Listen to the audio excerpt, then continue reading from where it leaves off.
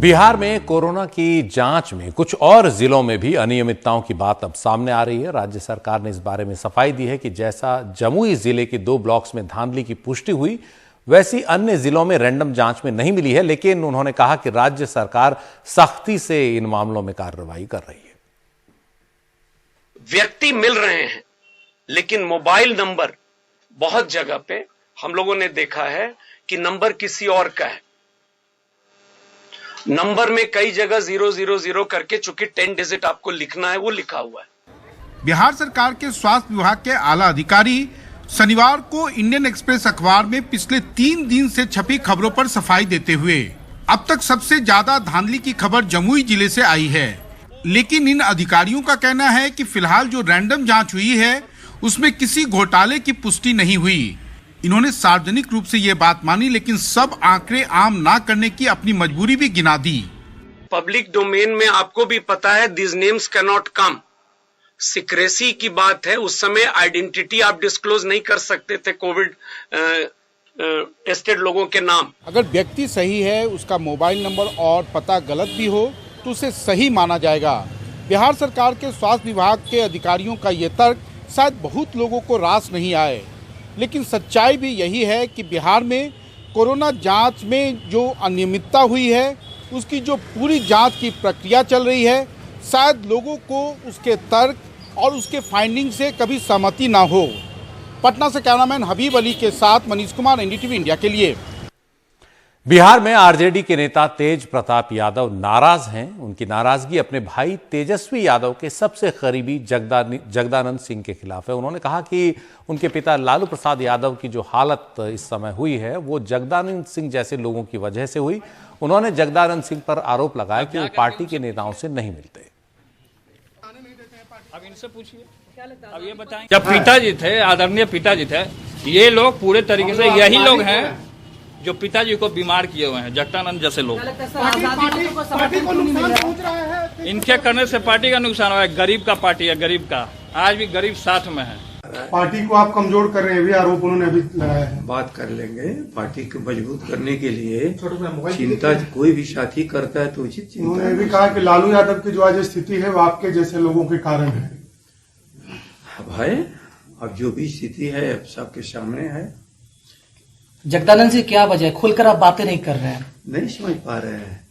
आप लोग तो इतने चिंतित हैं कि मुझे अभी मत ही नहीं चल रहा कि हम लोग चिंतित क्यों है। हो सकता है कि हम लोग की कोई बात हो, घरेलू करेंगे। पार्टी के भीतर की बातें हैं, आपसे नहीं ना हम कर सकते। असम में विधानसभा चुनाव होने और मुख्य मुकाबला बीजेपी और कांग्रेस के बीच है। दोनों ही दलों ने प्रचार में पूरी ताकत झोंक दी है। जहां कांग्रेस असम बचाओ बस यात्रा निकाल रही है, वहीं बीजेपी सरकार जनता को तेल और शराब में टैक्स पर राहत दे रही है। प्रधानमंत्री और अमित शाह भी 2-2 रैली राज्य में कर चुके हैं।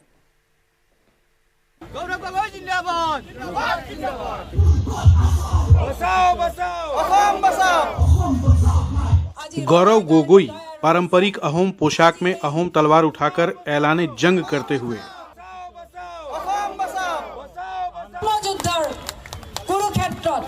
আজি ৰণৰ কাৰণে তৈয়াৰ হৈছে।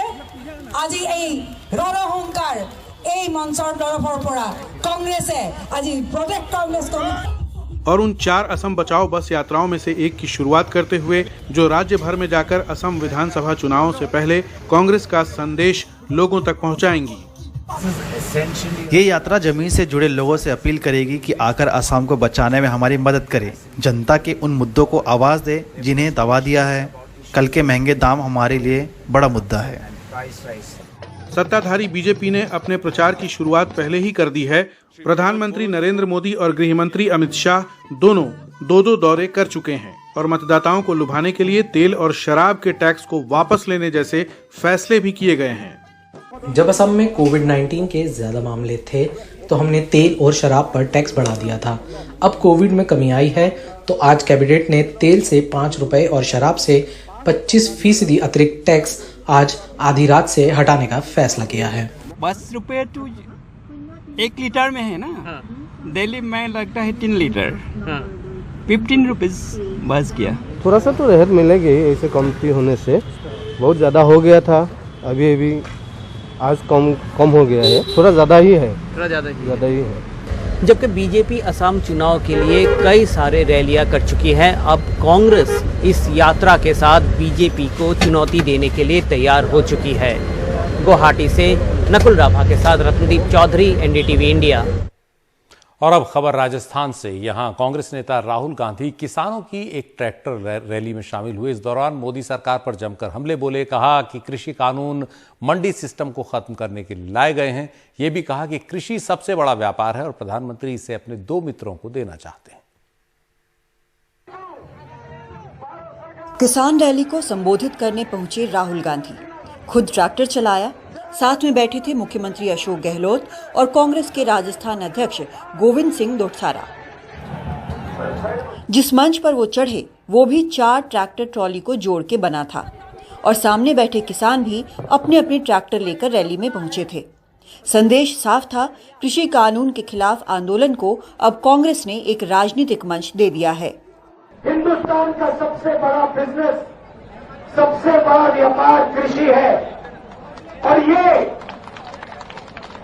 सबसे जरूरी बात सुनिए, 40 लाख करोड़ रुपए का बिजनेस है। दुनिया का सबसे बड़ा बिजनेस है।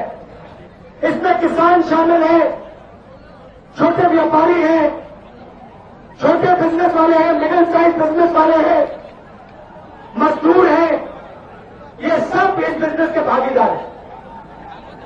अब नरेंद्र मोदी जी चाहते हैं कि 2 मित्रों के हवाले हो जाए। कानूनों का यही लक्ष्य है। राजस्थान में ये मुद्दा कांग्रेस ने एक राजनीतिक मंच से इसलिए भी उठाया है क्योंकि ठीक 1 हफ्ता पहले सचिन पायलट किसान मुद्दों को लेकर सक्रिय नजर आ रहे थे। ऐसे में राहुल गांधी को राजस्थान लाकर कृषि कानून के खिलाफ आवाज उठाने से दोनों गुट पायलट और गहलोत एक मंच पर आ गए हैं। विधानसभा का सत्र शुरू हो चुका है और कांग्रेस नहीं चाहती कि पार्टी में गुटबाजी नजर आए। राजस्थान में जो कांग्रेस की ट्रैक्टर रैली हुई थी उसमें जो सारे किसान यहाँ पे आए थे उनसे आग्रह किया गया था कि वो अपने अपने ट्रैक्टर लेके आएं और यहाँ पर जितनी भी भीड़ इकट्ठा हुई थी उसकी बैठने की जगह ट्रैक्टर में थी। साथ ही जो राजनीतिक मंच था वो भी 4 ट्रैक्टर्स को जोड़ के बनाया गया था। जाहिर है कि अब तक जो राजस्थान का किसान है, किसान आंदोलन के केंद्र में नहीं दिखाई दिया है और राहुल गांधी के यहाँ आने से कोशिश ये है कि राजस्थान का जो किसान है वो भी बड़ी तादाद में किसान आंदोलन में शामिल हुए। अजमेर से हर्षा कुमारी सिंह, एनडीटीवी इंडिया।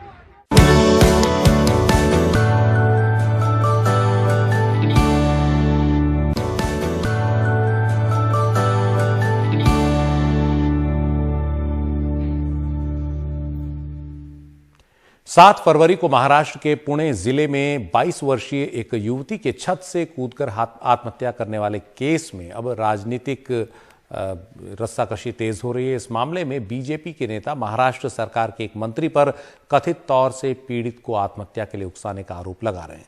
वहीं राज्य के पूर्व मुख्यमंत्री देवेंद्र फडणवीस और महिला आयोग ने पत्र लिखकर जांच करने की मांग की है। पुणे शहर में 7 फरवरी को 22 वर्षीय एक युवती के तीसरे मंजिल से कूदकर आत्महत्या करने के मामले पर अब महाराष्ट्र में राजनीति तेज हो गई है। राज्य के पूर्व मुख्यमंत्री देवेंद्र फडणवीस ने महाराष्ट्र के डीजीपी को पत्र लिखकर मामले की जांच करने की मांग की है। साथ ही उन्होंने पत्र में लिखा है कि ऐसे कई ऑडियो क्लिप वायरल हुए हैं जिसमें कथित तौर पर राज्य के एक मंत्री आत्महत्या के बाद पीड़ित के मोबाइल फोन को वहां से हटाने की बात अपने कार्यकर्ता से कर रहा है।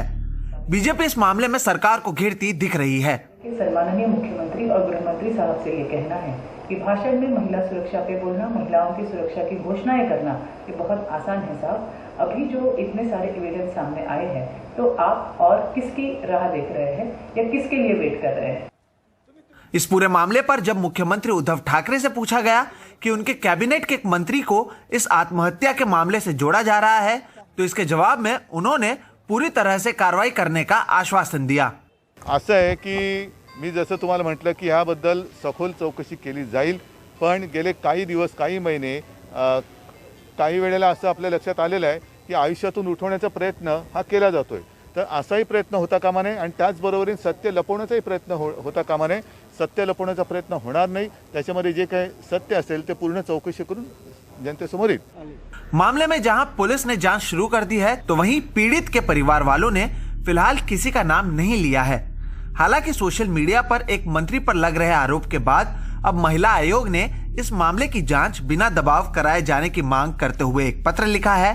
अब ये देखना अहम होगा कि जांच में क्या कुछ सामने आता है और वायरल हो रहे ऑडियो क्लिप की सच्चाई क्या है। मुंबई से सोहित मिश्रा, एनडीटीवी इंडिया।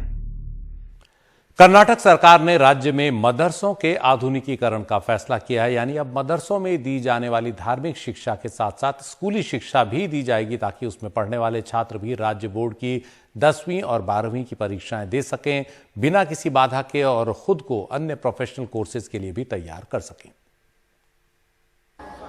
16 साल के नसीर को जल्द ही मुफ्ती की उपाधि मिलेगी, लेकिन इस उपाधि के आधार पर वो अपनी उम्र के दूसरे बच्चों की तरह 10वीं की परीक्षा नहीं दे सकते।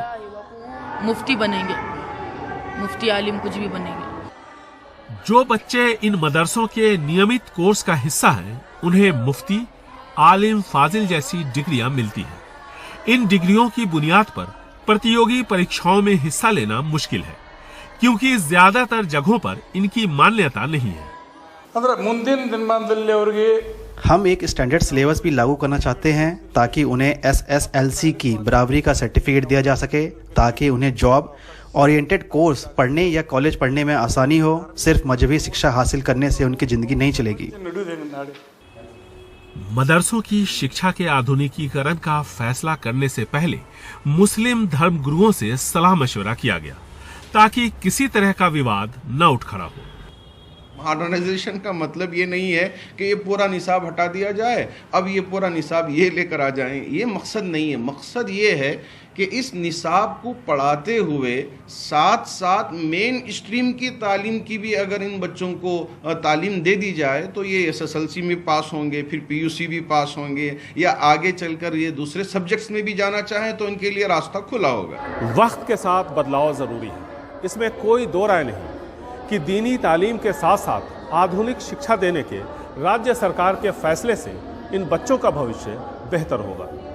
बेंगलुरु से कैमरामैन गोविंद मूर्ति के साथ निहाल खुदवई, NDTV इंडिया।